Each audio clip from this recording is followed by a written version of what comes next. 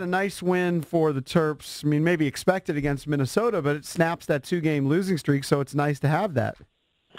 Yeah, and Minnesota was coming off a huge win at home against Purdue. So, you feel like they're riding high a little bit. So, yeah, all in all, I mean, it was a good night, and it was kind of a deceptive 9-point win. I mean, for the most part in the second half, Terps were up 18, 20 points. Mm-hmm. How's the Penn State loss happen? You know, it's one of those you just go, well, they're gonna win there. They lull you to sleep up there. They do. First of all, they got like 3 guys on that team that I'd take on my team any day of the week. They're talented.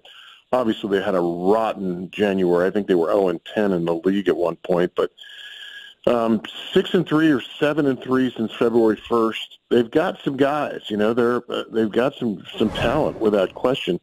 And to Jason's point, the atmosphere is horrific. I mean, they cordon off the top tiers in the arena, so with these huge curtains, and then the lower bowl is about 60% full. So, I don't know why they've struggled so much in terms of getting folks to the game, because there's not a hell of a lot going on up there in a state college. Nope. You would think that. I think they're entertaining enough. They've got, like I said, they've got a couple of star quality type players. You'd think that they do better. I don't really get it. It's a tough job. I mean, I would be bored to death if I wasn't affiliated with the school and I just lived there and worked a regular job and lived up there. I would be bored to death.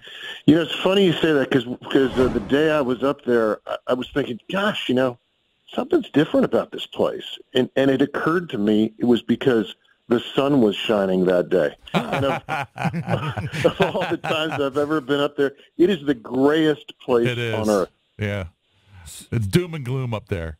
Yeah. All right, so what is Maryland? They'll play the winner of the Rutgers-Nebraska game. They should beat them. Anything can happen on a neutral floor, but they should win that game. Then they'll play Wisconsin. But what are you looking for from the Terps? What do you think they have to improve on?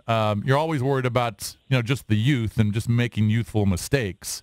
And then Cowan is just, you watch every game, every play. Cowan is just a crapshoot to me. Some days he looks great. Some days he just turns the ball over 5 times, and I wouldn't even play him. So he's a head-scratcher. Well, you just sort of put your finger on the whole thing, really, in a nutshell. I hate to put it all on him, but ultimately, if he's playing well, they're a handful. Really, if you look up and down the lineup, you'd be hard-pressed to say virtually everybody on the team, with the exception of Anthony Cowan, has had a better year than you would have anticipated. I think that it really goes across the board. And Anthony has been, when he's been good, he's been ridiculous. He's been fantastic. And in both games against Minnesota, he just dominated the games. He's had some really tremendous games, but he, like the rest of the team, has been prone to some turnover issues. If I could put my finger on one issue, you got to keep the turnovers down. And quite honestly, if they're going to get through a tournament or through multiple games in the tournament, he's going to have to be the guy, because he's the oldest guy. He's played a lot of minutes. He scored 1,500 points in the uniform. It's a hell of a burden, but he's more than capable. What are you a believer in the Big Ten going forward in the NCAA tournament? Are there a couple of teams? Michigan and Michigan State. Michigan State sweeps Michigan. We talked about this before when you joined me on the podcast, and thank you very much for your time on Big Fat Winners. But sure. I'm just not a believer in these teams. I don't think they would match up against a Virginia or a Gonzaga or a Duke or a Tennessee. I just don't see them scoring enough, but I could be wrong.